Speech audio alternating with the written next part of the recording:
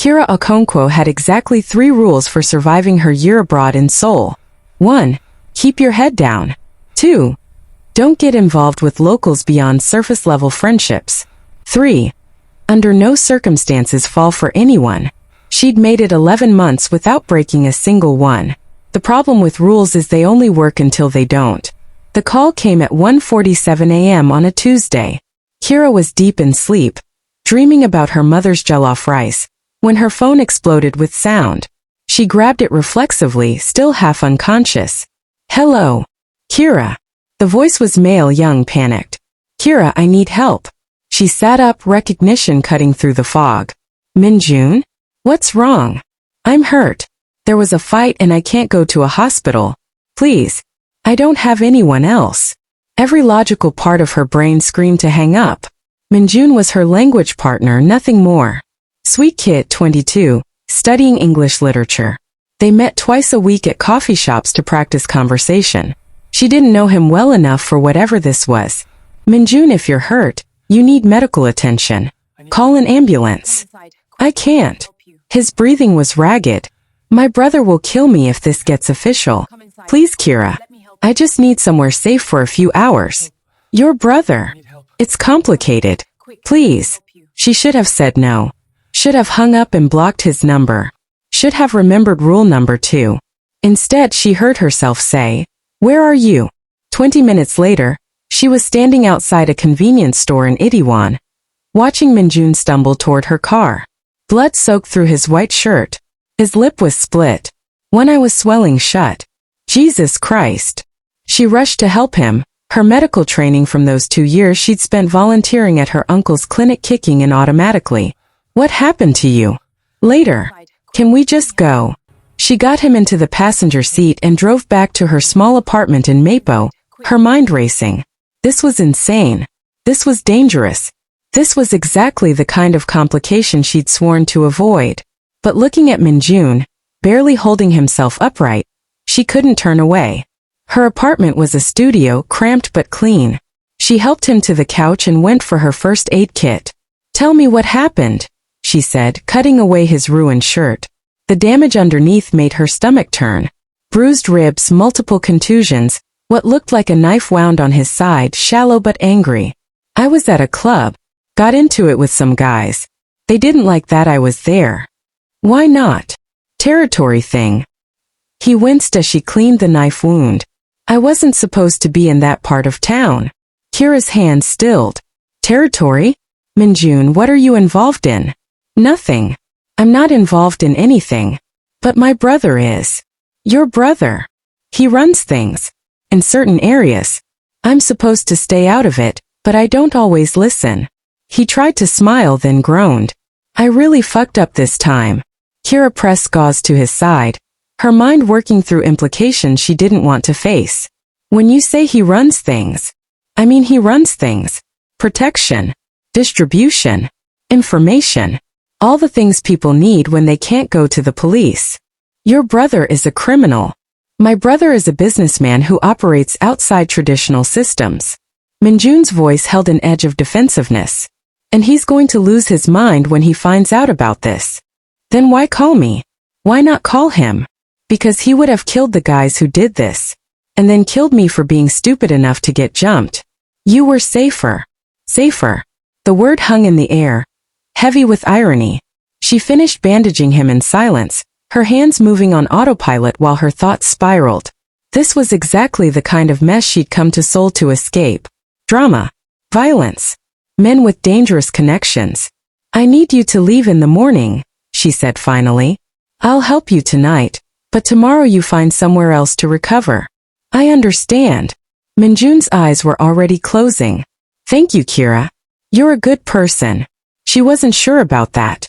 Good people didn't let bleeding strangers into their apartments. Good people called the police. But then again, good people also didn't turn away someone who needed help. She made him as comfortable as possible, gave him painkillers and retreated to her bed. Sleep felt impossible but eventually exhaustion won. She woke to pounding on her door. The morning sun cut through her curtains. Her phone read 7:23 a.m. The pounding continued, aggressive and unrelenting. Kira stumbled out of bed, her heart already racing. Through the peephole she saw two men. Both Korean. Both dressed in dark suits that screamed money and danger. Behind them, barely visible, stood a third man. Even through the distorted fisheye lens he was striking. Tall. Sharp features. Eyes that seemed to look directly through the door and into her soul. Open the door. The voice was calm. Controlled. Absolutely terrifying in its certainty. I know my brother is in there. Kira's blood turned to ice. She looked back at the couch. Minjun was still unconscious, his breathing shallow but steady. The pounding came again. Harder. I'm going to count to 5. Then I'm coming in anyway. 1. Kira's hand shook as she reached for the lock. 2.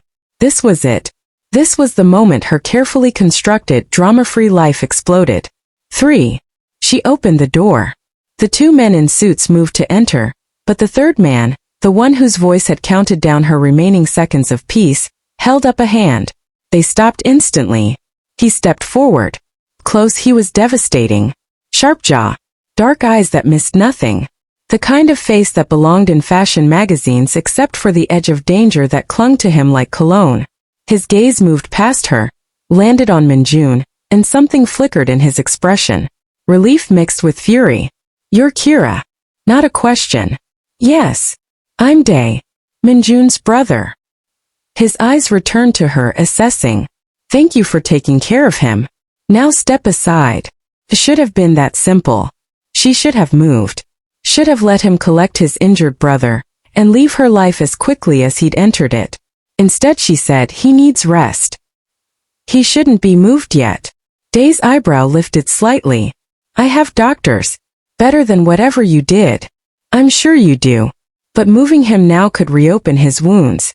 Give him a few more hours. I'm not in the habit of taking medical advice from strangers. Then consider it a request from the person who kept your brother alive last night. The two men in suits tensed. Nobody talked to their boss like that. Kira could see it in their posture. But Dae's expression didn't change. He studied her for a long moment, his gaze intense enough to make her skin burn. You have nerve, he said finally. Minjun mentioned that. Said you were fearless. I'm not fearless. I'm practical. Same thing in my world. He stepped into her apartment without invitation, moving past her with the confidence of someone who'd never been denied entry anywhere. His men followed. Kira's small studio suddenly felt impossibly cramped. Dae approached the couch, looking down at his brother with an expression that was hard to read.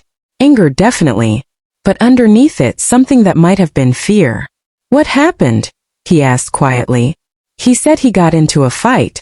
Territory dispute. He was in Jongno. Dae's jaw tightened.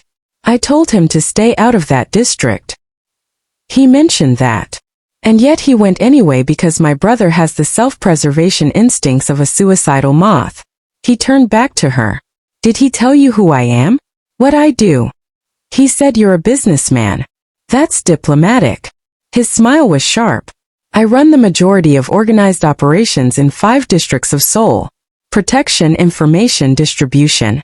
Everything that makes the city work beneath the surface. Kira's throat tightened. And you're telling me this because?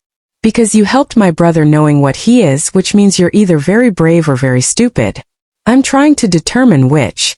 Maybe I'm just someone who couldn't turn away a person who needed help. See, that's what I thought. Dae moved closer.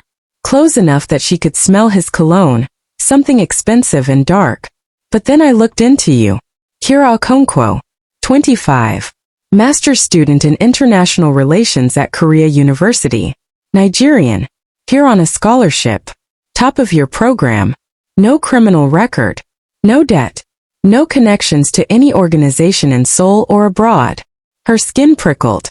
You investigated me? I investigate everyone who comes into contact with my family. His voice was matter-of-fact. It's not personal. It's practical. There's a difference between practical and invasive. Not in my world. They stared at each other. The air felt charged with something Kira couldn't name. Tension. Awareness. The sense that something irrevocable was shifting. One of the suited men cleared his throat. Boss, we should move him. Day didn't break eye contact with Kira. Give us a moment. The men stepped outside. The door closed with a soft click. Now it was just the two of them, and Minjun unconscious on the couch, providing the world's worst chaperone. I need to ask you something, Day said. And I need you to answer honestly. Okay. Why did you help him? You barely know Minjun. You had no obligation. You could have refused. Kira thought about it. Really thought about it. Because he called me. And nobody calls for help at 2 a.m. unless they're desperate. I've been desperate before. I know what it feels like to need someone and have nowhere to turn. Something in Day's expression softened. Barely. But she saw it. You're dangerous, he said quietly. I'm dangerous? You're the crime boss. I'm dangerous in predictable ways. Violence. Control. Power. He stepped closer. But you're dangerous because you make me want to be someone I'm not. You make me think about things I have no business thinking about. Kira's breath caught. We just met. I know. That's what makes it worse. He was too close now.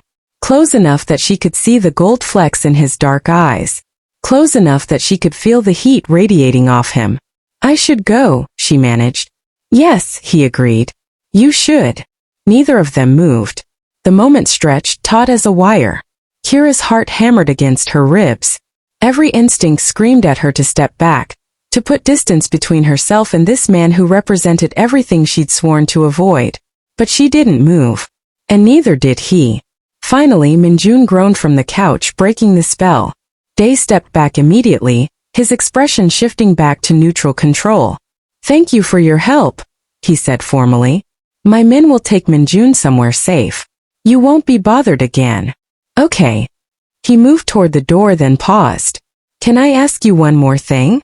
Sure. Do you regret helping him? Knowing what you know now. Kira looked at Minjun then back at Day. No.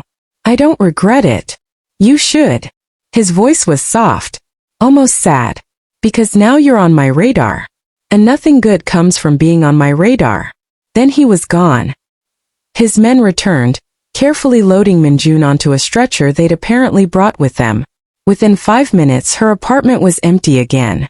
Kira stood in the center of her studio, staring at the bloodstains on her couch, and tried to convince herself that this was over.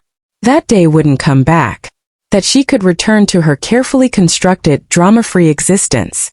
But even as she thought it, she knew it was a lie. Because she couldn't stop thinking about the way he'd looked at her. Like she was a problem he couldn't solve. Like she was a temptation he couldn't resist. Like she was dangerous. And the terrifying part was she'd looked at him the same way. Kira spent the next 3 days trying to forget Day existed. She threw herself into her thesis research, spending 12-hour days in the library. She avoided Itaewon and anywhere else Minjun might have taken her. She ignored the way her pulse jumped every time her phone buzzed, hoping and dreading that it might be him. It wasn't. He'd been true to his word. She hadn't been bothered. So why did that feel worse than if he'd shown up? On the 4th day, her friend Melissa dragged her to a bar in Gangnam.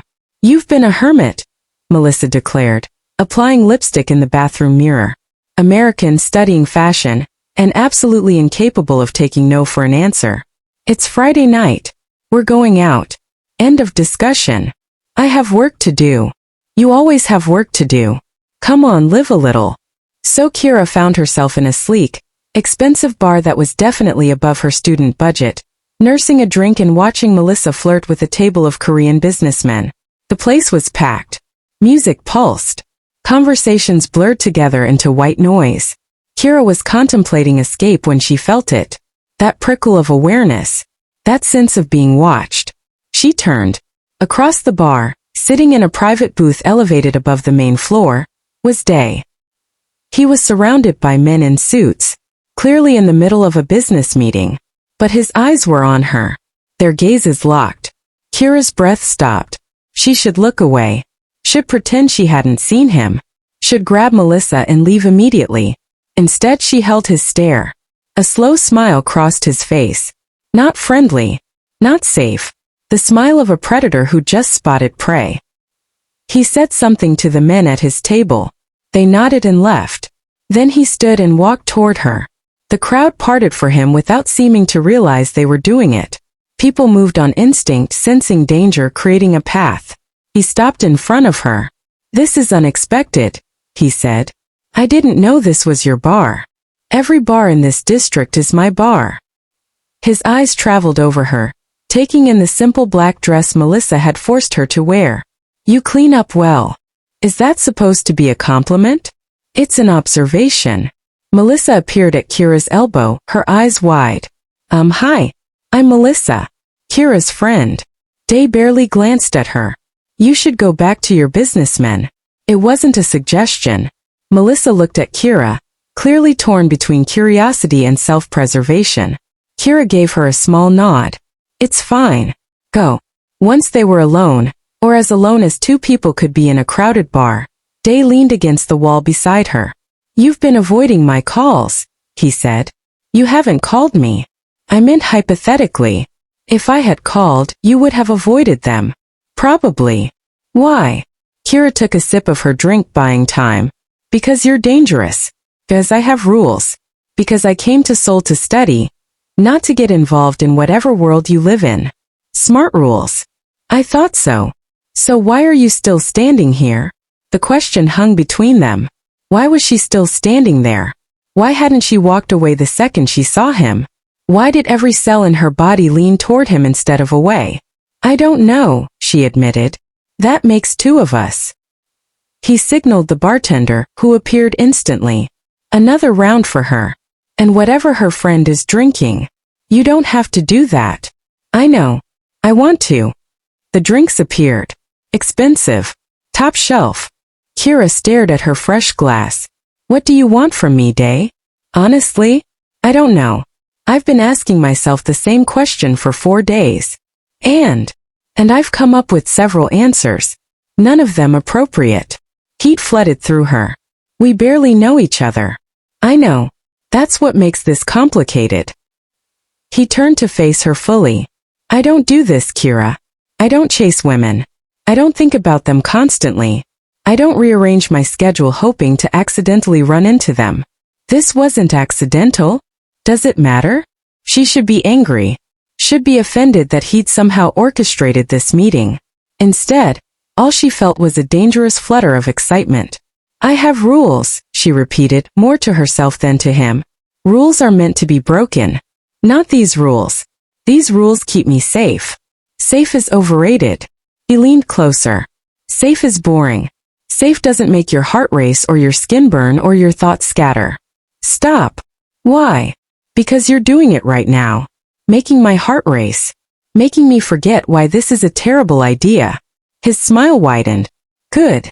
That's not good. That's dangerous. Everything worth having is dangerous." They stared at each other. The bar continued around them, but Kira barely noticed. All she could see was him. All she could feel was the pull between them, magnetic and terrifying. "Have dinner with me," he said. "No." "Why not?" "1,000 reasons. You're involved in organized crime. I'm here on a student visa. You're dangerous. I have a thesis to finish. You're..." "All of those are excuses. Give me the real reason." Kira took a breath. "Honesty then. Because I think if I have dinner with you, I won't be able to walk away. And I need to be able to walk away." Something flickered in his eyes. "Respect maybe. Or recognition." "Fair enough," he said quietly. "But understand something. I'm not good at accepting rejection. It's not in my nature. So if you're serious about walking away, you need to do it now. Completely. Because if you give me even the smallest opening, I'm going to take it." It was a warning and a promise rolled into one. Kira should have run. Should have grabbed Melissa and left and blocked his number and switched bars and maybe transferred to a different university in a different city in a different country. Instead, she heard herself say, "What if I don't want to walk away?" The words hung in the air between them. Day went very still. "What did you say?" "I said, what if I don't want to walk away? What if I want to have dinner with you and see where this goes, even though it's stupid and reckless and completely against every rule I've ever made?" His eyes darkened. "Then we're both in trouble." "I can handle trouble." "You have no idea what kind of trouble I am." "Then show me." For a long moment, neither of them moved. The bar continued its chaos around them, but in their small bubble time seemed to stop. Then Day pulled out his phone and typed something quickly. Tomorrow night.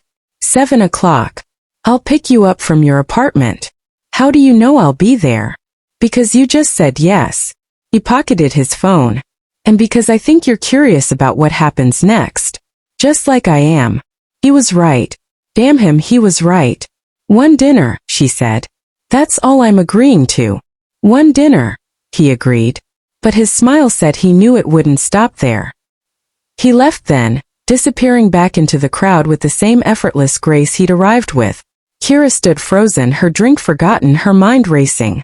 What had she just done? Melissa reappeared, eyes huge. Oh my God. Oh my God. Who was that? Someone I should stay away from. He looked at you like you were the only person in the room. Like he wanted to devour you. I know. That's dangerous, right? That kind of intensity. Probably. Are you going to see him again? Kira thought about lying. About telling Melissa it was nothing, it didn't matter. She was going to forget about him. Instead, she drained her drink and said, tomorrow night. 7 o'clock. Melissa's grin was wide and slightly wicked. This is either going to be the best decision you've ever made or the worst. Either way, I want details. Kira laughed despite herself. If I survive, I'll tell you everything. The problem was she wasn't entirely sure she was joking. If you're still watching, don't hit subscribe yet. Wait, because what comes next is going to make you question everything you thought you knew about love and danger. But I won't stop you if you want to. The next day crawled by. Kira tried to focus on her research. Failed. Tried to read. Couldn't concentrate. Tried to convince herself to cancel. Didn't. By 6 o'clock, she was standing in front of her closet in her underwear, staring at clothes that suddenly all looked wrong. Too casual. Too formal. Too trying too hard. Not trying hard enough. She finally settled on a deep burgundy dress. Simple. Elegant. The kind of thing that could work for either a nice restaurant or somewhere more casual. She was applying lipstick when her phone buzzed. Unknown number. I'm downstairs. Her heart jumped. She grabbed her bag, checked herself one more time in the mirror and headed down. The car waiting outside was exactly what she expected. Black. Sleek. Expensive. Tinted windows that made it impossible to see inside. The back door opened as she approached. Day sat in the back seat, dressed in dark slacks and a crisp white shirt.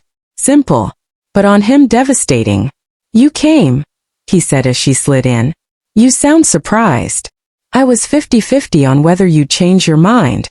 I considered it. What made you decide to come anyway? Kira looked at him. Really looked at him. At the sharp lines of his face. The intensity in his eyes. The controlled power that radiated off him like heat. Curiosity, she said finally. And possibly terrible judgment. He laughed. Actually laughed. The sound was warm and unexpected. I'll take it. The driver pulled away from the curb, and Kira watched her apartment building disappear behind them. Where are we going? She asked. Somewhere private. I thought you might appreciate not being on display. Considerate of you. I have my moments. They drove through Seoul's evening traffic, the city lights blurring past the windows. The silence between them wasn't uncomfortable, but it was charged. Aware. Can I ask you something? Kira said. Anything. Why me? You could have anyone. Why pursue someone who's made it clear this is complicated? Day was quiet for a moment. Do you want the honest answer or the answer that makes me sound less insane? Honest. Because from the moment I saw you, standing in your apartment doorway looking terrified but refusing to back down, I couldn't think about anything else. Because you helped my brother without hesitation, even though it put you at risk. Because you're brave and smart and you don't look at me like I'm dangerous. You look at me like I'm just a man. He turned to face her. And I haven't been just a man in a very long time. Kira's breath caught. That's actually pretty insane. I warned you. You did. The car pulled up to a building in Hanamdong. Expensive area. The kind of place where apartments cost more than most people made in a lifetime. Day led her inside and up to the top floor. His apartment, she realized as he unlocked the door. I thought we were going to dinner, she said. We are. I had it prepared here. I told you I wanted somewhere private. The apartment was stunning. Floor-to-ceiling windows overlooked the Han River. Minimalist furniture. Art that was probably worth more than her scholarship. The kitchen was open concept, and she could see a table set for two with food already laid out. You cooked? She asked. I had it catered. I'm many things, but a chef isn't one of them. Kira moved to the windows, taking in the view. The city stretched out below them, glittering and alive. She felt him approach before she heard him. That same awareness that had plagued her since they met. It's beautiful, she said. It is. But when she glanced over, he was looking at her, not the view. Her skin heated. You're very smooth. I'm very honest. There's a difference. He gestured to the table. Shall we? The food was incredible. Korean dishes mixed with international cuisine. They ate and talked, the conversation flowing easily despite the tension underlying everything. He asked about her research. She asked about his brother. He told her about growing up in Seoul, about taking over the family business. She told him about Lagos, about her family, about why she'd chosen to study abroad. They didn't talk about what they were, what this was becoming. After dinner, they moved to the couch with wine. Kira curled into the corner, her shoes kicked off, feeling more relaxed than she had in days. Can I ask you something now? They said. Fair's fair. What are you afraid of? The question caught her off guard. What do you mean? You have rules. Walls. Very carefully constructed boundaries. What are they protecting you from? Kira stared into her wine glass. That's a heavy question for a first date. Is this a date? I thought it was. Just checking. He smiled. You don't have to answer if you don't want to. But she found she did want to. Maybe it was the wine. Maybe it was the way he looked at her, like she mattered. Like her answer mattered. I'm afraid of losing control, she said finally. I'm afraid of wanting something so much that it destroys everything else. I've seen what that does to people. How it burns them up from the inside. Someone hurt you. Someone showed me what happens when you give everything to the wrong person. She met his eyes. And you're definitely the wrong person. Probably, he agreed. But sometimes wrong feels pretty right. That's exactly the problem. He set down his wine and shifted closer. What if we tried something? What? What if we acknowledged that this is insane and complicated and probably a terrible idea, but did it anyway? What if we gave ourselves permission to see where it goes without overthinking it? That's asking a lot. I know, but I think you're brave enough to try. Kira looked at him. At the honesty in his face. At the way he wasn't pushing, wasn't demanding. Just asking. And she realized she was tired of being careful. Tired of her rules. Tired of protecting herself from something that might actually be worth the risk. Okay, she said quietly. But I need you to promise me something. Anything. Promise me that when this ends, when it inevitably falls apart because our worlds are too different, you'll let me go. Cleanly. No drama. No trying to keep me in your life out of guilt or obligation. Something flickered in his expression. Pain maybe. But he nodded. I promise. When you want out, I'll let you go. Then okay. Let's see where this goes. His smile was slow and devastating. Come here. She should have been nervous. Should have hesitated. Instead, she moved to him without question. He pulled her into his lap, his hand settling on her waist, and for a moment they just looked at each other. Last chance to run, he murmured. I'm terrible at running. Good. He kissed her. It wasn't gentle. Wasn't tentative. It was consuming and desperate and full of all the tension that had been building between them since that first morning in her apartment. Kira melted into him, her hands tangling in his hair, her body pressing against his. He tasted like wine and want and something indefinable that made her head spin. When they finally broke apart, both breathing hard, he rested his forehead against hers. Stay tonight, he said. Stay. Not for that. Not yet. Just stay. Let me hold you. Let me pretend for one night that this isn't complicated. She should have said no. Should have gone home. Should have maintained at least some distance. Instead she said, okay. They moved to his bedroom, and he gave her one of his shirts to sleep in. She changed in the bathroom, staring at herself in the mirror and wondering who this person was who'd agreed to stay the night with a man she barely knew. But when she climbed into bed beside him and he pulled her close, his warmth surrounding her, it felt right in a way nothing had felt in a long time. "Thank you," he murmured into her hair. "For what?" "For taking a chance on me. For not running. For being brave enough to see where this goes. Ask me again in the morning if it was the right decision." He laughed softly. "Fair enough." They fell asleep like that, tangled together, two people from completely different worlds trying to find a way to exist in the same space. And for that one night, it almost felt possible. Morning came with gentle sunlight and the smell of coffee. Kira woke slowly, disoriented, until she remembered where she was. Dae's apartment. His bed. His shirt she was wearing. She sat up, finding him standing by the windows, already dressed, phone to his ear, speaking rapid Korean. His posture was different. Harder. This was the crime boss, not the man who'd held her last night. He noticed her wake and ended his call. "Good morning." "Morning." She pushed her hair out of her face. "What time is it?" 8. "I let you sleep. There's coffee in the kitchen. And breakfast if you want it." He was being careful. Polite. Like he wasn't sure what the rules were now. Kira slid out of bed and padded over to him. "Are you okay?" "I'm fine. Just some business I need to handle." "The kind of business I don't want to know about?" "Probably." She studied his face. Saw the tension. "Did something happen?" He hesitated, then sighed. "There was an incident last night. One of my operations got hit. Nobody was hurt, but it's the third time in 2 weeks. Someone's testing my defenses." "Is it dangerous?" "Everything I do is dangerous. But I'm handling it. Alone. I have people." "That's not what I asked." His expression softened. "Are you worried about me?" "Maybe." "Is that allowed?" "It's new. But I think I like it." He pulled her close, his arms wrapping around her waist. "I'm sorry. This isn't the morning after I wanted you to have." "What morning did you want me to have?" "One where I made you breakfast and we talked about nothing important and I convinced you to stay in bed all day." Kira smiled despite herself. "That does sound better than business crises. Doesn't it?" He kissed her forehead. "I need to go handle this. But I'll have my driver take you home. And I'll call you later." "You promise?" "I promise." She got dressed and let him walk her to the car. Before she got in, he caught her hand. "Last night wasn't a mistake," he said firmly. "I need you to know that." "I know. I don't regret it either."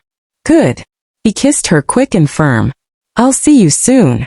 The drive home gave her time to think, to process, to wonder what she'd gotten herself into. Her phone buzzed as she walked into her apartment. "Melissa, details. Now, did you survive?" Kira laughed and typed back barely. "I'll tell you everything later." "Melissa, you better. I need to know if he's as dangerous as he looks." More dangerous, Kira thought. But not in the way Melissa meant. She spent the rest of the day trying to focus on her thesis. Mostly failing. Her mind kept drifting back to last night. To the way Dae had looked at her. The way he'd kissed her. The way it had felt to fall asleep in his arms. Her phone rang around 6. "Hey," his voice was warm. "How's your day been?" "Unproductive. I couldn't concentrate." "Good. That makes 2 of us." She could hear the smile in his voice. "I wanted to see you tonight, but I'm stuck in meetings until late. Tomorrow. I have class in the morning and research in the afternoon." "What about dinner?" "I'll pick you up at 7. "Again. Is that a problem?" "No. Just unexpected. I figured you'd play it cool. Wait a few days before calling." "I'm many things, Kira. Cool isn't one of them. Not when it comes to you." Her chest tightened. "You're dangerous to my concentration." "Good. I'd hate to be the only one distracted." A pause. "I should go. These men are staring at me like I've lost my mind." "Have you?" "Possibly. I'll see you tomorrow." After he hung up, Kira sat staring at her phone, a ridiculous smile on her face. This was insane. She barely knew him. He was involved in organized crime. She was here on a student visa with a thesis to finish and a life to return to in Nigeria. But none of that seemed to matter when he looked at her like she was the only thing in the world that made sense. The next few weeks fell into a pattern. Dinner dates, late-night phone calls, stolen afternoons when his schedule allowed.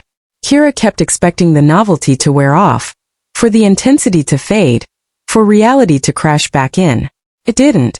If anything, it got stronger. She learned that Day took his coffee black and hated mornings. That he had a scar on his shoulder from a knife fight when he was 19. That he spoke 4 languages fluently and could quote poetry in all of them. He learned that she sang in the shower badly. That she had nightmares about failing her thesis defense. That she missed her mother's cooking more than anything else about home. They learned each other. Carefully. Completely. And Kira tried very hard not to think about the fact that she was falling in love with him. Melissa noticed. Of course she noticed. "You're glowing," she said one afternoon as they studied together. "It's disgusting." "I am not." "You are. You smile at your phone constantly. You disappear for entire weekends. And you have that look." "What look?" "The I'm in love and terrified about it look." Kira closed her textbook. "Is it that obvious?" "Only to anyone with eyes." "How's it going?" "With Mystery Dangerous Man. His name is Day. And it's going well. Really well. Which is why I'm terrified." "Because it can't last?" "Because it can't last," Kira confirmed. "I'm here for 6 more months. Then I go home. And he has a life here that doesn't exactly travel well. So what are you going to do?" "I don't know. Enjoy it while it lasts? Try not to think about the end." "That's not very practical." "I know. But I don't know what else to do." Melissa reached across the table and squeezed her hand. "For what it's worth, I think you should stop overthinking it. You're happy. He makes you happy. That's rare. Don't waste it worrying about what comes next." Sound advice. Kira wished she could take it. That night, Day picked her up for dinner. But instead of going to a restaurant, he drove them out of the city. "Where are we going?" Kira asked. "You'll see." They ended up at a traditional hanok in the countryside, about an hour outside Seoul. Private. Beautiful. With a view of mountains in the distance. "I rented it for the weekend," Day said as they walked inside. "I thought you might need a break from the city. This is incredible. There's a hot spring in the back. And I had them stock the kitchen with everything we'd need. I thought we could just exist for a couple days. No schedules. No obligations. Just us." Kira's throat tightened. "You did this for me?" "I did this for us." He pulled her close. "I know things have been intense. I know I've been demanding of your time. I wanted to give you something peaceful. Something just for you." She kissed him. Deeply. Pouring everything she felt into it. When they broke apart, he was smiling. "I'll take that as approval." They spent the weekend in a blissful bubble. Cooking together. Soaking in the hot spring under the stars. Talking about everything and nothing. Making love slowly, learning each other's bodies with the same care they'd learned each other's minds. On Sunday morning, Kira woke to find Day already awake, watching her. "How long have you been staring?" she asked. "A while. You're beautiful when you sleep." "Creepy, but I'll allow it." He laughed and pulled her closer. "I need to tell you something." The seriousness in his tone made her stomach tighten. "Okay. Things are getting complicated. The incidents I mentioned before, they're escalating. There's a rival organization making moves, trying to take territory.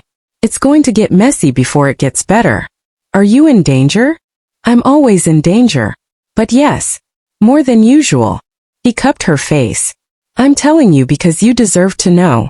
And because I need to ask you something." "What?" "I want you to move in with me." Kira's breath caught. "What?" "My apartment is more secure. I can protect you better if you're there. And selfishly, I want you close. I want to wake up to you every morning and fall asleep with you every night." "Day, that's insane." "I know.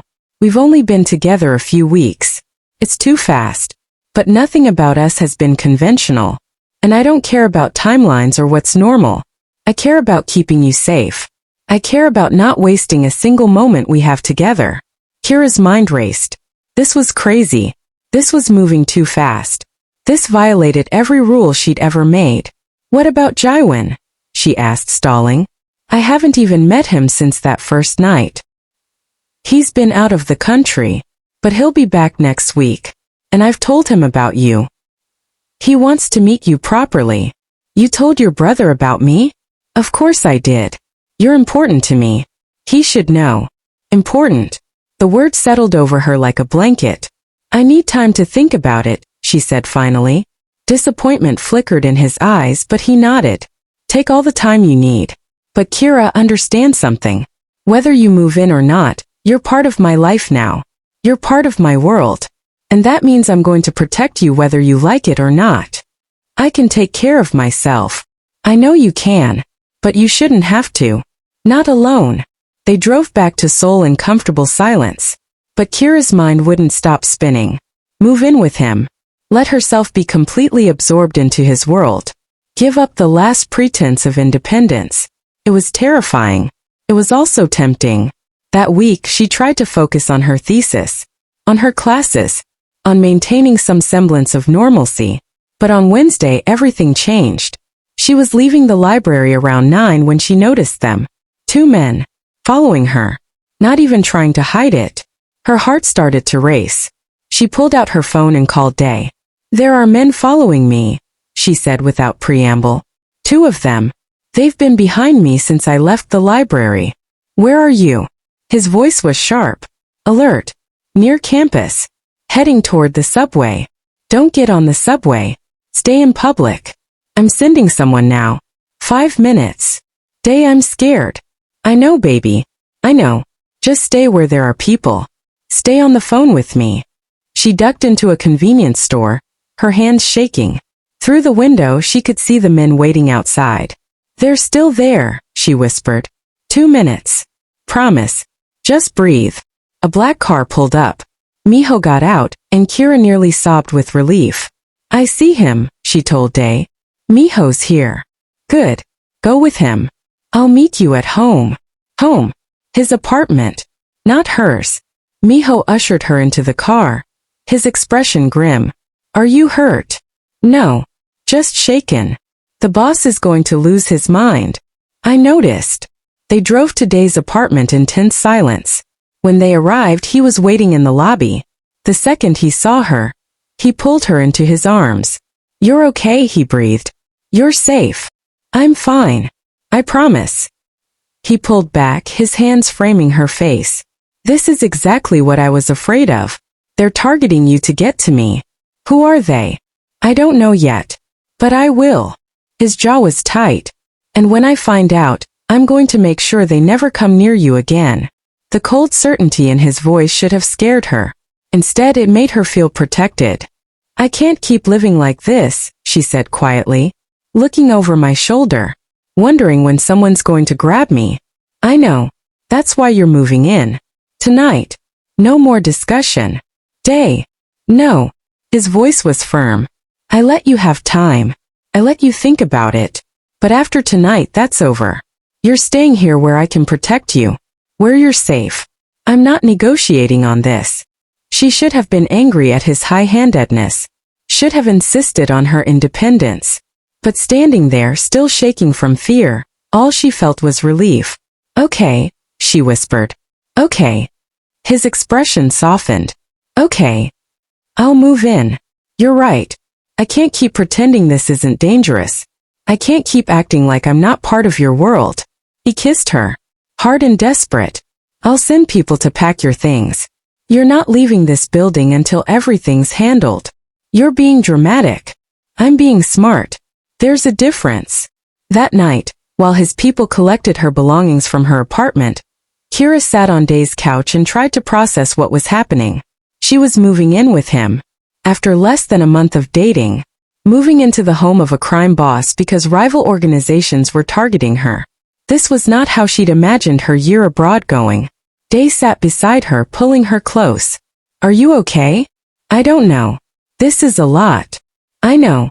And I'm sorry. I'm sorry my life put you in danger. I'm sorry I can't give you normal. I don't think I want normal anymore. She looked up at him. I think I just want you. His eyes darkened. You have me. Completely. I'm yours, Kira. For as long as you'll have me. That sounds like a dangerous promise. All my promises are dangerous. But I keep them. They sat there in comfortable silence, and despite everything, despite the fear and the chaos and the complete insanity of the situation, Kira felt something settle in her chest. This was where she was supposed to be. With him. In his world. Dangerous or not. The next few days were an adjustment. Living with Dae meant living with his schedule, which was unpredictable at best. He'd leave at odd hours. Return even odder ones. Sometimes he'd be gone for entire days, and she'd get terse text messages that told her nothing except that he was alive. But it also meant waking up beside him on the mornings he was there. Meant cooking breakfast together. Meant falling asleep in his arms and feeling safe despite everything. Jaewon came home on Saturday. Kira was nervous. This was Dae's only family. The brother she'd helped that first night. The one who'd inadvertently started all of this. He arrived around noon, letting himself into the apartment with the ease of someone who'd done it 1,000 times. He froze when he saw Kira in the kitchen. "Oh, wow. You're real." Kira laughed despite her nerves. "I'm real. Hi. I'm Kira. I remember. You saved my life." He moved closer, studying her with open curiosity. "My brother talks about you constantly. It's disgusting." "I'm right here," Dae called from the bedroom. "I know. That's why I said it." Jaewon grinned at Kira. "He's different with you. Calmer. Less likely to murder people for minor infractions. That's a low bar. You'd be surprised." Dae emerged, rolling his eyes. "Are you done embarrassing me?" "Never. It's my job as the younger brother." Jaewon's expression turned serious. "But really, thank you. For that night. And for making him happy. He deserves it." "We both do," Dae said quietly, his hand finding Kira's. They spent the afternoon together, the three of them, and Kira found herself relaxing. Jaewon was funny and warm and completely unafraid of his brother, which was refreshing. He told stories about their childhood. About Dae before he became the intimidating crime boss everyone feared. "He used to be terrible at math," Jaewon said. "Failed it 3 times in high school. I did not fail it. I got low marks. There's a difference. You failed, Hyung. Accept it." Kira laughed, watching them bicker. This felt normal. This felt like family. Later, after Jaewon left, Dae pulled her onto his lap on the couch. "He likes you," he said. "How can you tell?" "Because he didn't threaten you or warn you about me. That's his version of approval. I like him too. He's nothing like you. Is that a good thing or a bad thing?" "Good. The world couldn't handle 2 of you." He kissed her neck. "You handled me just fine." "Did I? Because I feel like you've completely upended my life in the span of a month." "Fair point." His arms tightened around her. "Do you regret it?" Did she? Kira thought about her old life. Her careful plans. Her rules. Her determination to stay uninvolved. Then she thought about waking up beside Dae. About the way he looked at her like she was precious. About feeling protected and wanted and completely alive for the first time in years. "No," she said softly. "I don't regret it." "Good. Because I'm never letting you go." "That sounds like a threat." "It's a promise." They stayed like that for a long time. Wrapped around each other, 2 people from different worlds who'd somehow found a way to fit together. And for that moment, everything felt perfect. But perfect never lasts. The call came at 3 in the morning. Kira woke to Dae's phone exploding with sound.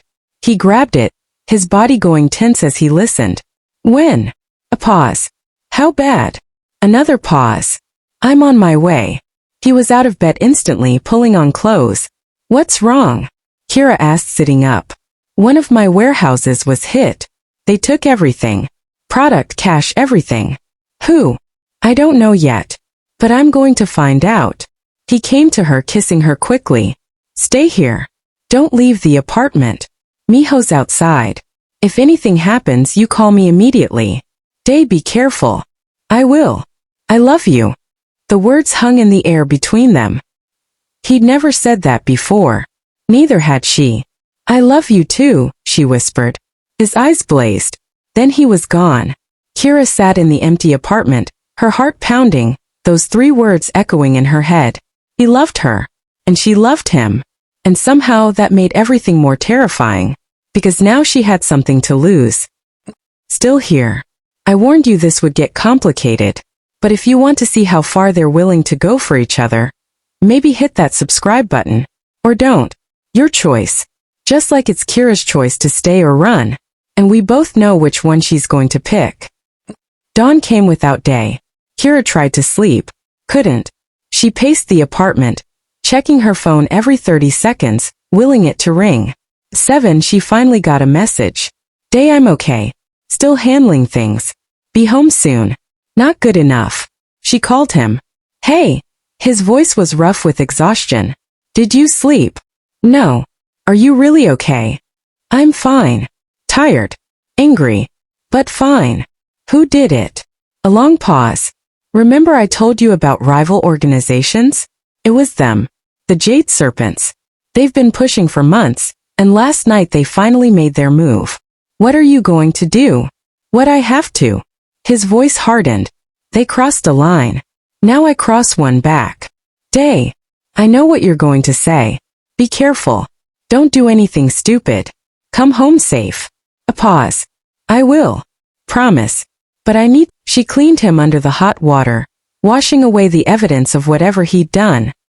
He let her, his eyes closed, his body slowly relaxing under her hands. When she was done, she dried him off and led him to bed. I need to tell you, he started. Tomorrow. Tell me tomorrow. Tonight, just sleep. He pulled her close, his face buried in her neck. I killed 3 people today. Kira's breath caught, but she didn't pull away. Did they deserve it? Probably not. But they were in my way. Do you regret it? No. His arms tightened. Is that terrible? That I don't regret it. I don't know. Maybe. But I'm not going to judge you for it. Why not? Most people would. Because I chose you. I chose your world. I don't get to pick and choose which parts one accept. He pulled back to look at her, his eyes red-rimmed and exhausted. How are you real? I ask myself the same thing about you. He kissed her, slow and deep and tasting like desperation. When they broke apart, he rested his forehead against hers. I'm trying to end this war without dragging you into it. But it's getting harder. They know about you now. They know you're my weakness. I'm not weak. You're my weakness. There's a difference. If they took you, I'd burn the entire city down to get you back. And they know that. So what do? We're careful. We're smart. And we trust that I'm better at this than they are. He lay back, pulling her with him. But Kira, if things get worse, if it becomes too dangerous, I need you to promise me something. What? Promise me you'll leave. That you'll go back to Nigeria or anywhere else that's safe. That you won't stay here and put yourself at risk just because you love me. I'm not making that promise. Kira. No. You don't get to ask me to leave. You don't get to make that decision for me. I'm here because I chose to be. And I'm staying for the same reason. Even if it gets you killed? Even then. He stared at her for a long moment. Then something in his expression cracked. You're going to destroy me. Probably. But you're going to destroy me first. Fair point. They fell asleep like that, tangled together, 2 people clinging to each other in the middle of a war neither of them wanted. And tomorrow they'd figure out how to survive it. Together. The war escalated. Over the next 2 weeks there were 4 more incidents. Warehouses burned. Shipments intercepted. 3 of Day's men ended up in the hospital. He became harder. Colder. The warm man who'd held her at night was slowly being consumed by the crime boss who had to project strength. Kira watched it happen and felt helpless. You need to talk to me, she said one night after he'd come home silent and distant. About what? About whatever's eating you alive from the inside. I'm handling it.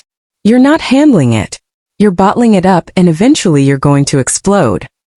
He turned to look at her, and the emptiness in his eyes made her chest ache. What do you want me to say, Kira? That I'm tired? That I'm terrified of what they'll do to you if they get their hands on you? That I lie awake at night imagining all the ways this could go wrong? Yes. Say all of that. Why? What good does it do?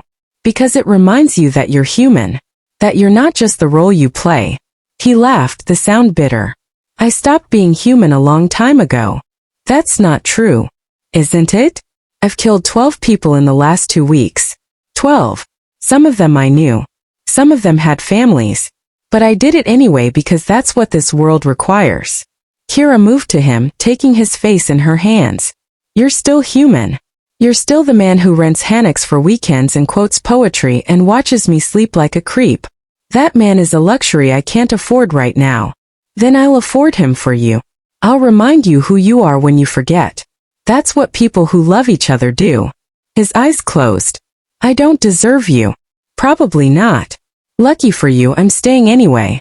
He pulled her close, and she felt some of the tension leave his body. I'm sorry. For being distant. For not being what you need right now. You're exactly what I need. Even when you're impossible. They stood like that for a long time, holding each other in the quiet apartment, trying to find peace in the middle of chaos. It's almost over, he said finally. The jade serpents are losing ground. Another week, maybe 2, and they'll either surrender or be destroyed. And then we figure out what normal looks like. If such a thing exists for people like us. I'd like that. So would I.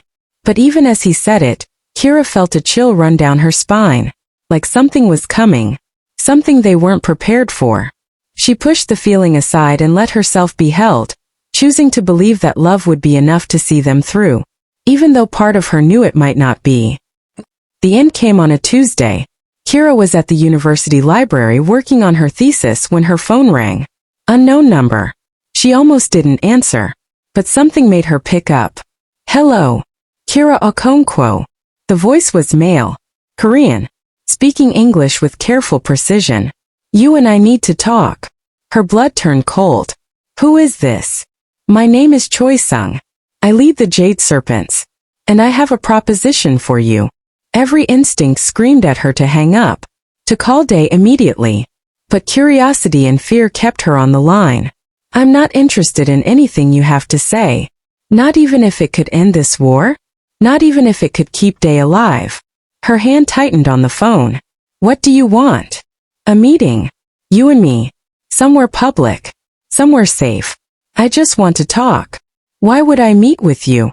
Because I'm going to tell you things about Day that he would never tell you himself. Things you deserve to know. And then you can make an informed decision about whether you want to stay in his world. I've already made that decision. Have you? Because from where I stand, you're a smart woman who got swept up in something she didn't fully understand. I'm offering you clarity.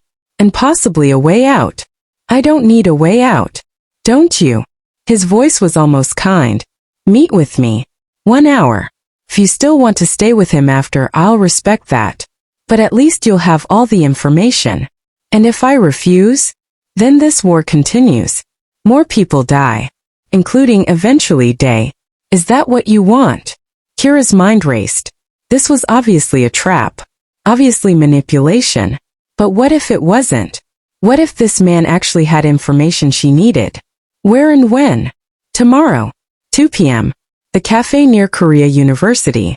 The one you and Day had your first date. Her stomach dropped. How did he know that?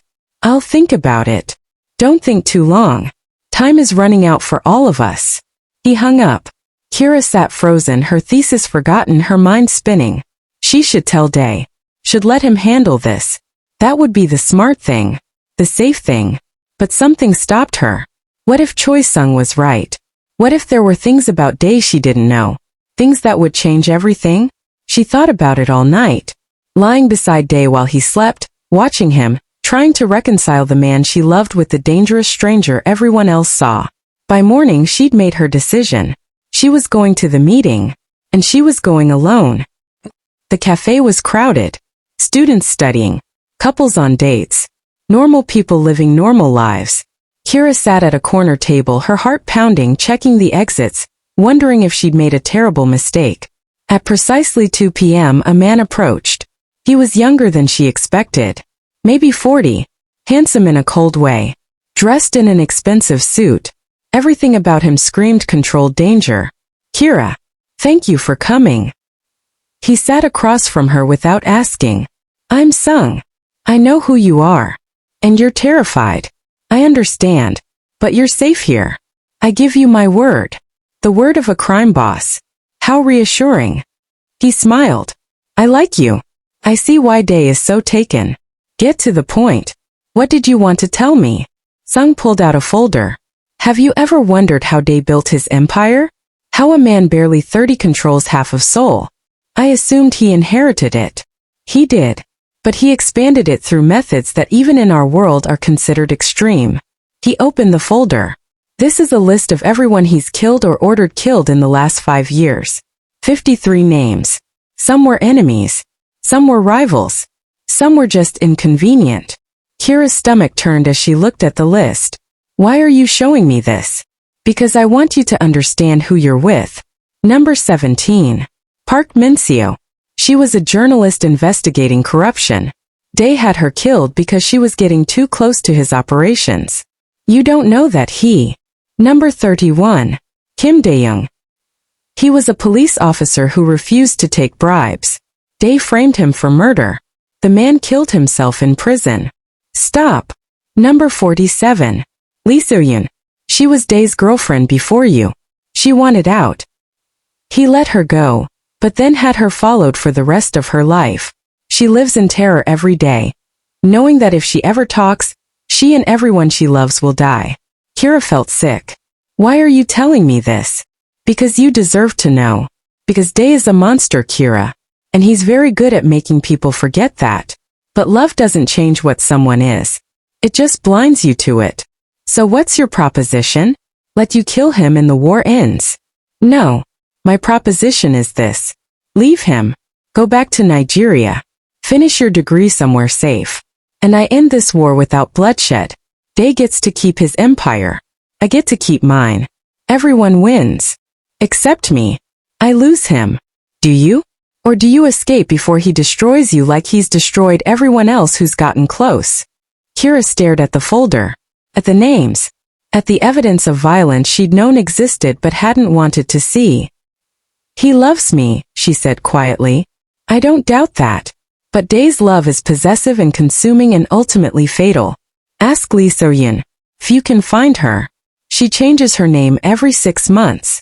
You're manipulating me. I'm giving you a choice. Stay with him and eventually become another name on this list. Or leave and live. Kira's hands shook. I need to think about it. You have until Friday. After that, I move forward with plans that won't include your safety. He stood. I'm sorry, Kira. You seem like a good person. You deserve better than Day. Better than this world. He left the folder and walked out. Kira sat there for a long time, staring at the names, trying to reconcile this version of Day with the man who held her at night, and wondering if Sung was right. If love was enough to blind her to the monster underneath. She went home in a daze. Day was there working in his office.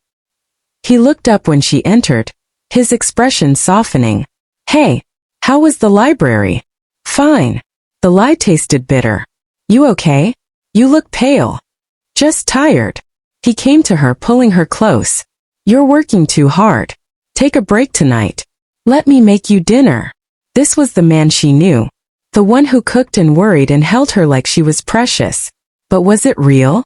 Or was Sung right? Was this just another role he played? Can I ask you something? She said. Anything. How many people have you killed? He went very still. Why are you asking that? Because I realized I don't actually know. You've told me bits and pieces. But not the full truth. The full truth isn't something you want to hear. Try me. He pulled back, studying her face. What happened today? Answer the question. A long pause. I don't know the exact number. More than 50. Less than 100. Some I killed myself. Some I ordered. And do you regret any of them? Some. Not all. Most of them were necessary. Who decides what's necessary? I do. His jaw tightened. This isn't coming out of nowhere. Something happened. Tell me what. She should tell him about Sung. Should show him the folder. Should let him explain. But part of her was afraid of what he'd say. Afraid that his explanations would just be more manipulation.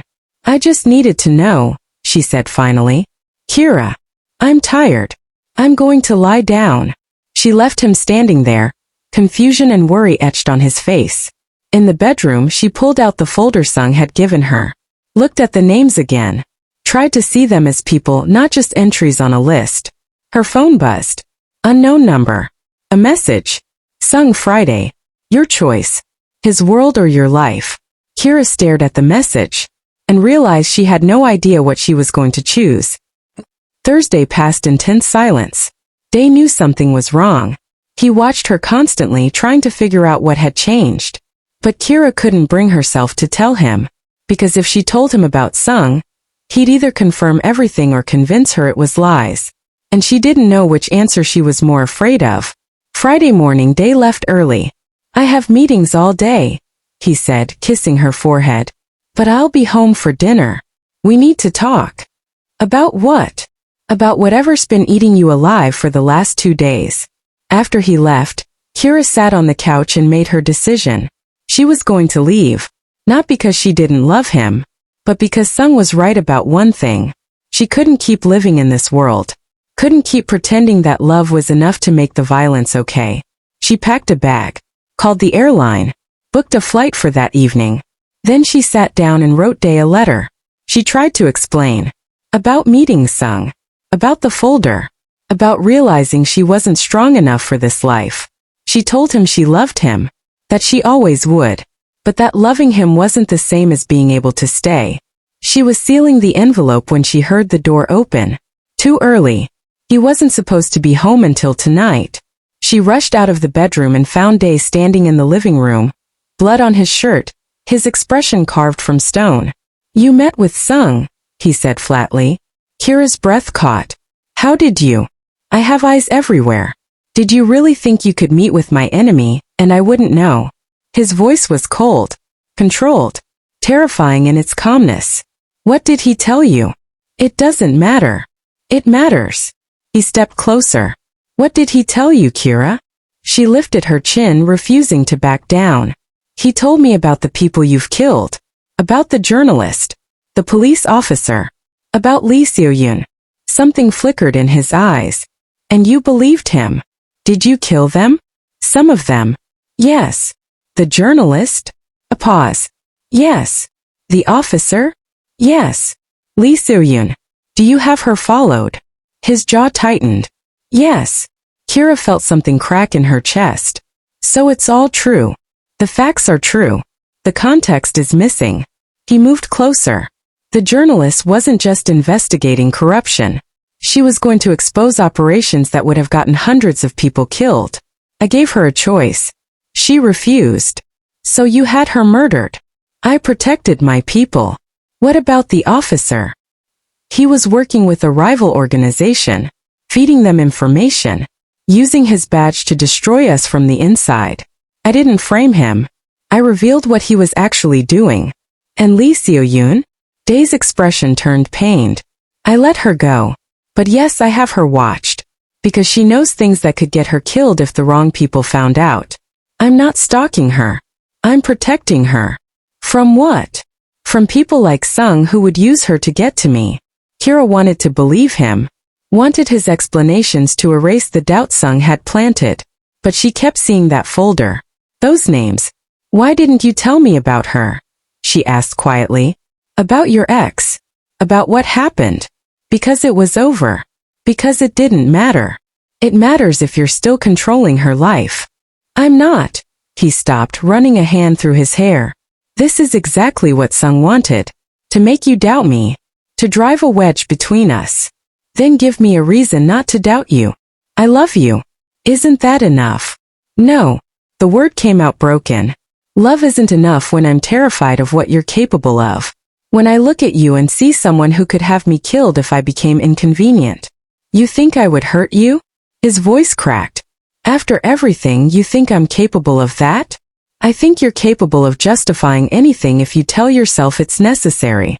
He flinched like she'd struck him. So that's it? You're leaving. I booked a flight. Tonight. And you were just going to go? Without talking to me? Without giving me a chance to? He spotted the letter on the table. Picked it up. Stared at it like it was a weapon. I wrote you a letter, Kira said unnecessarily. I don't want a letter. I want you. He crumpled it in his fist. I want you to stay. I want you to trust me. I want to. But I don't know if I can. Silence stretched between them. Heavy. Painful. What did Sung offer you? They asked finally. In exchange for leaving? He said the war would end. That you'd both keep your territories. That no one else would die. And you believe him? I don't know what to believe anymore. They laughed. The sound was harsh. Broken. He played you perfectly. Fed you just enough truth to make the lies believable. Made you think leaving was the noble choice. So tell me the truth. All of it. Not the version that makes you look better. The real truth. He looked at her for a long moment. Then he moved to the couch and sat, his head in his hands. I've done terrible things, he said quietly. Things I'm not proud of. Things I can't undo. But everything I've done to survive. To protect the people who depend on me. To maintain the order that keeps this city from tearing itself apart. That's not an answer. It's the only answer I have.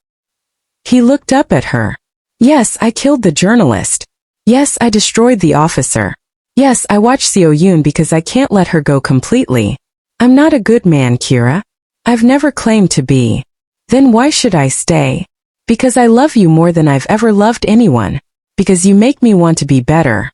Because with you, I remember what it feels like to be human. His voice broke. Because losing you will destroy me in ways that Sung never could. Tears burned Kira's eyes. That's not fair. You can't put that on me. I'm not trying to manipulate you. I'm telling you the truth. You asked for it. This is it. He stood, crossing to her. But I'm also going to tell you something else. If you leave, Sung won't honor his word. He'll use your departure as proof that I'm weak. He'll attack. And more people will die. So I'm trapped. Stay and be complicit in your violence. Leave and cause more of it. No. You're free. You always have been. I'm just asking you to choose me anyway. Kira looked at him. Really looked at him. At the exhaustion in his eyes. The fear. The desperate hope that she'd stay. This was the man she loved. Complicated. Dangerous. Capable of terrible things. But also capable of tenderness. Of protection. Of loving her with an intensity that terrified and thrilled her. I need time, she whispered. I need to think. How much time? I don't know. Few hours. A day. I just need space to figure out what I want. Pain flashed across his face, but he nodded. Okay. I'll go. Stay here. Use the apartment. Figure out what you need. He moved toward the door then stopped. But Kira, understand something. Whatever you decide, I'll respect it. If you want to leave, I'll put you on that plane myself. I'll make sure you're safe. I'll let you go. You promised that before. And I meant it. I still mean it. Your freedom matters more to me than my happiness. He looked back at her. Even if it kills me to watch you walk away. Then he left. And Kira was alone. She sank onto the couch, her mind spinning, her heart aching. What did she want? She wanted Day. Wanted the life they'd built. Wanted the mornings and the nights and the way he looked at her like she was his entire world. But she also wanted peace. Wanted to finish her degree without fear. Wanted to stop jumping at shadows. Wanted to stop wondering if loving him made her complicit in the harm he caused. Her phone rang. Sung. She almost didn't answer. But something made her pick up. Have you decided? He asked. How did you know Day told me? I've been watching. I know he came home early. I know you had a fight. I know he left. A pause. So I'll ask again. Have you decided? Not yet. Then let me make it easier. I lied to you. Kira's blood ran cold. What? About the deal. If you leave, the war doesn't end. It escalates. I use your departure as proof that Day is weak. That he can't even keep the woman he loves. I take everything from him. His territory. His people. His life. You said. I said what I needed to say to make you doubt him. And it worked. But now I'm telling you the truth. Your only choice is to stay or watch him die. Why are you telling me this? Because I'm curious. Because I want to see what you'll do when you know that either way you lose. Stay and live in fear. Leave and live with guilt. Choose. He hung up. Kira sat there, rage and despair flooding through her. He'd manipulated her, used her love for Day as a weapon, made her doubt everything, and now she had to decide if that changed anything. Did she stay because Sung was threatening Day's life? Or did she leave because Sung had proven exactly how dangerous this world was? She didn't know. She didn't know. Her phone buzzed. A message. Jaewon, I heard what happened. Can I come over? Kira hesitated, then typed back, yes. He arrived 20 minutes later, his expression worried. My brother is losing his mind, he said without preamble. I've never seen him like this. I'm sorry. Don't be sorry. Just talk to me. Tell me what's going on. So she did. She told him about Sung, about the folder, about Day's confirmations, about the impossible choice she was facing. Jaewon listened in silence, his expression growing darker. Sung is a liar, he said when she finished. Whatever he told you, half of it is lies and the other half is truth twisted to serve his purpose. Day confirmed most of it. Because my brother is honest to a fault when it comes to you. But the context matters, Kira. The journalist? She wasn't just investigating. She was actively working with the Jade Serpents. Her exposé would have started a war that would have killed hundreds. The officer? He murdered 3 of our men and framed them as suicides. Lee Seo-yoon. He paused. That's more complicated. Tell me. She and Day were together for 2 years.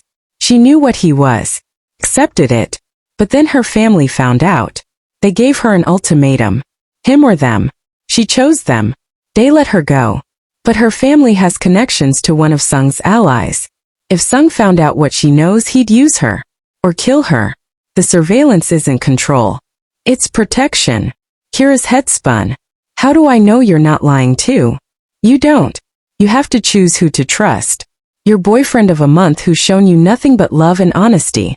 His brother who's never lied to you. Or the crime boss who literally makes his living off manipulation and violence.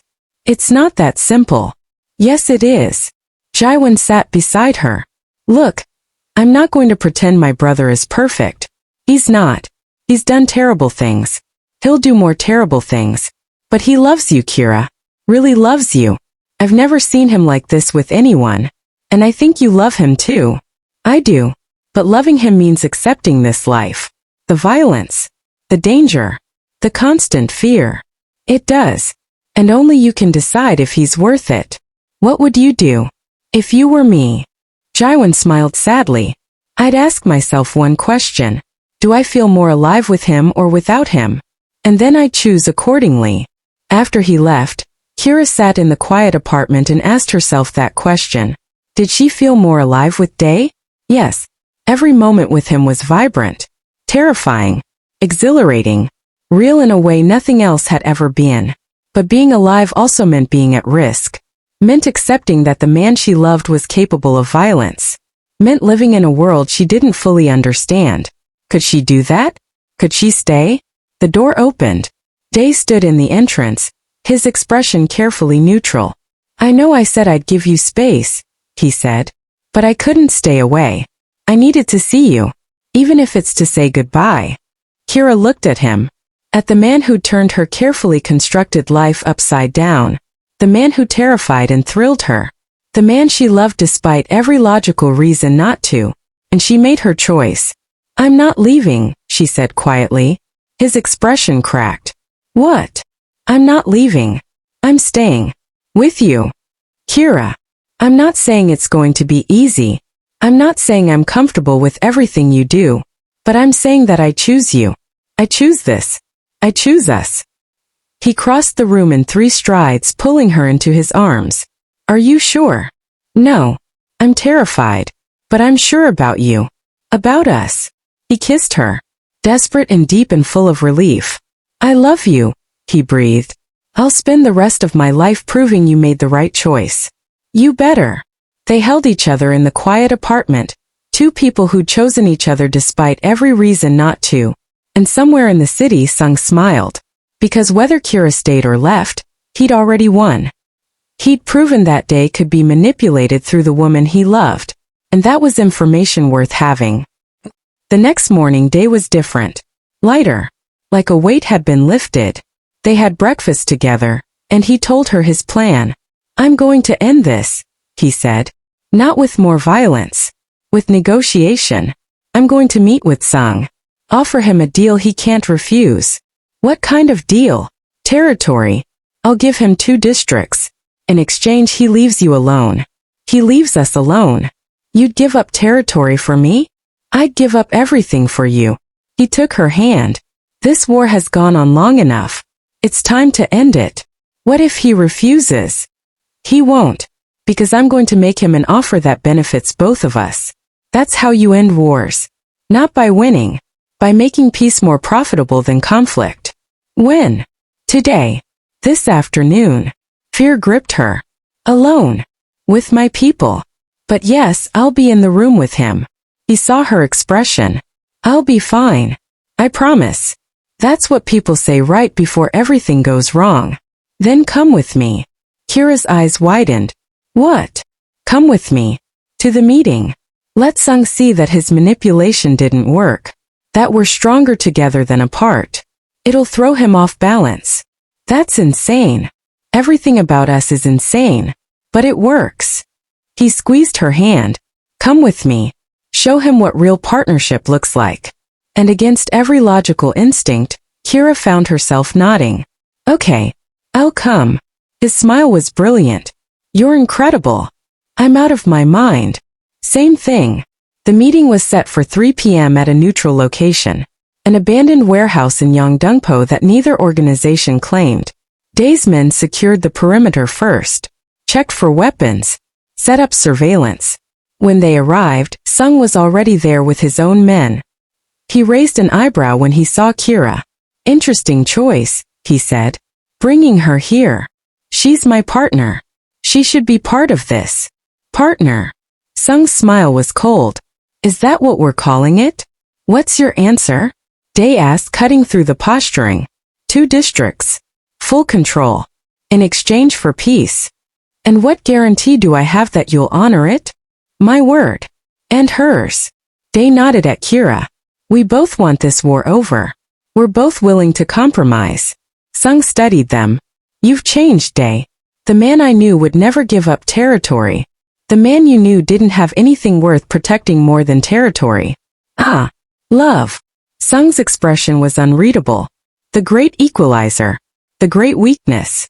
Call it what you want. Do we have a deal? For a long moment Sung said nothing. Then slowly he smiled. We have a deal. Relief flooded through Kira. It was over. The war was over. Then she saw Sung's hand move. Saw the gun appear. Saw it aim not at Dae. At her. Everything happened in slow motion. Dae shouting. His men reaching for weapons. The gunshot echoing through the warehouse. Pain exploding in her shoulder. The ground rushing up to meet her. Dae's face above hers, his hands pressing against the wound, his voice broken. No.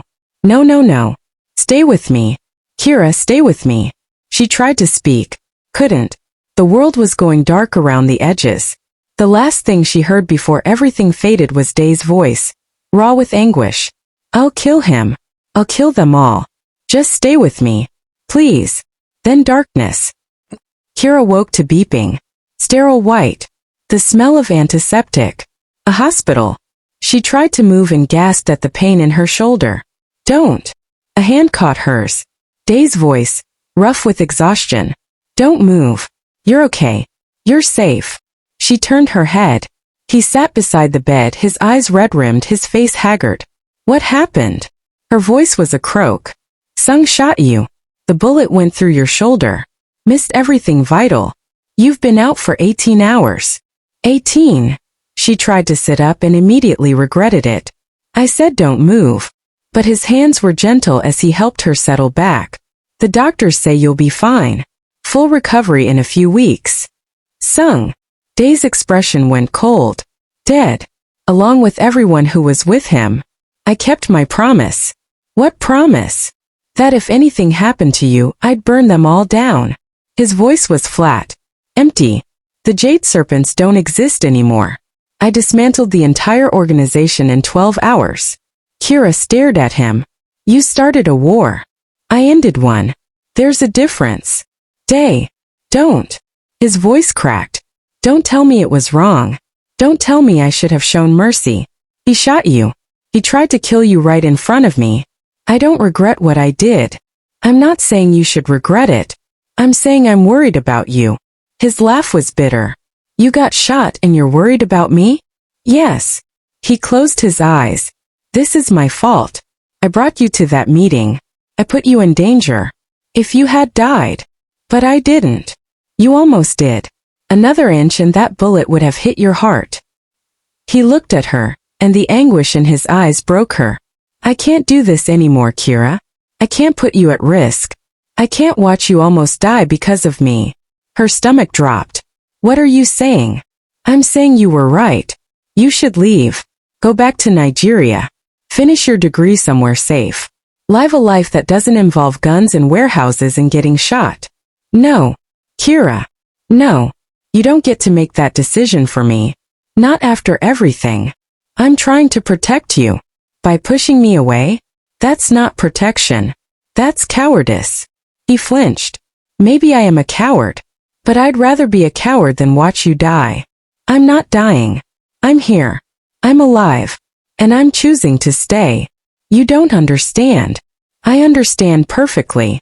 You're scared. I'm scared too. But running doesn't fix anything. It just means we both lose. At least you'd be alive. And you'd be alone. Is that what you want? To spend the rest of your life wondering what could have been? He was silent for a long moment. Then quietly, I don't know if I can survive watching you in danger again. Then we'll be more careful. We'll have better security. We'll make smarter choices. But we do it together. You're not going to let this go, are you? No. Because I love you. And love means staying even when it's terrifying. His eyes shone with unshed tears. You're the bravest person I've ever met. Or the stupidest. Probably both. He leaned forward, pressing his forehead to hers carefully. I don't deserve you. We've established that. Lucky for you, I don't care. He kissed her. Soft. Careful. Like she was made of glass. When they broke apart, some of the tension had left his face. Okay, he said. Okay. We'll try. Together. But I'm doubling your security.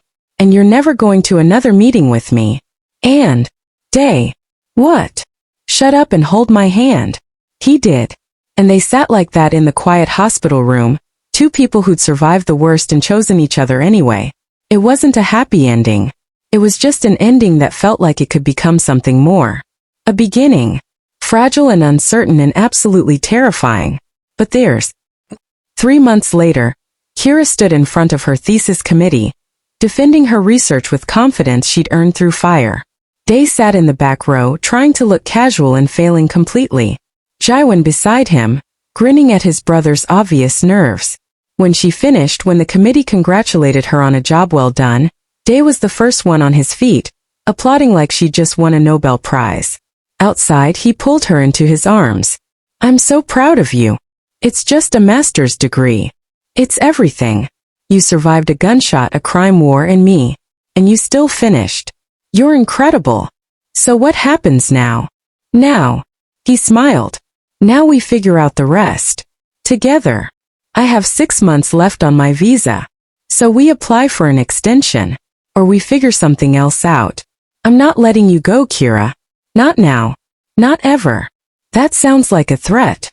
It's a promise. She looked at him. At the man who'd turned her life upside down. Who'd shown her danger and protection in equal measure. Who loved her with an intensity that still took her breath away. Okay, she said. Let's figure out the rest. He kissed her, right there on the university steps, not caring who saw. And for the first time since that morning she'd walked into his room, Kira felt like everything might actually be okay. Not perfect. Not safe. But real. And that was enough. Thank you for watching until the end. If you made it here, you know that love isn't always clean or simple or safe. Sometimes it's messy and dangerous and absolutely terrifying. But it's real. And maybe that's what matters. If you want more stories like this, hit that subscribe button. Or don't. Just remember that the best stories are the ones that don't promise you a fairy tale. They promise you truth. See you in the next one.